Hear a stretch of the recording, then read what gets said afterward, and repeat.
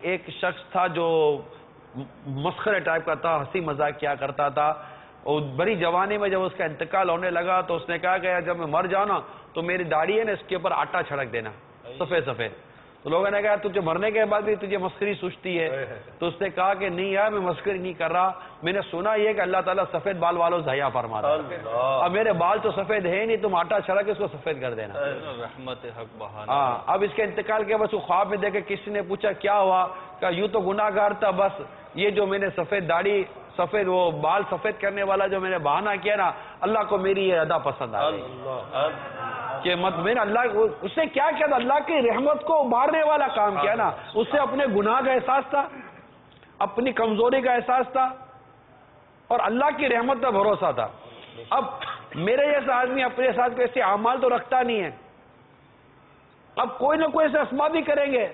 دنیا میں بھی جاتے تو کوئی نہ کوئی تعلق یا کوئی ایسی چیز لے کر ہی جاتے ہیں کہ سامنے والے کے، تو یہ سمجھانے کی رض کر رہا ہوں. تو جب قبر میں جاتے ہیں تو اللہ کی رحمت کو ابھارنے والا کوئی کام ہو جاتا ہے، اور اس مردے کی فوت شدہ کی بھلے کا کوئی کام ہو جاتا ہے.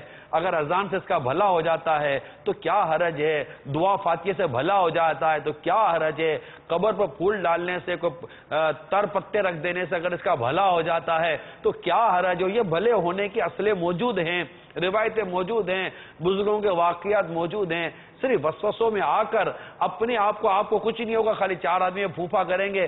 اس قبر میں اترنے والے کے بھلے کی بات کرو. الحمدللہ اہل سنت کا جو یہ ہمارا جو ہے یہ زندوں کا وہ بھلا کرتا ہے اور مرنے کے بعد ہی بھلا کرتا ہے.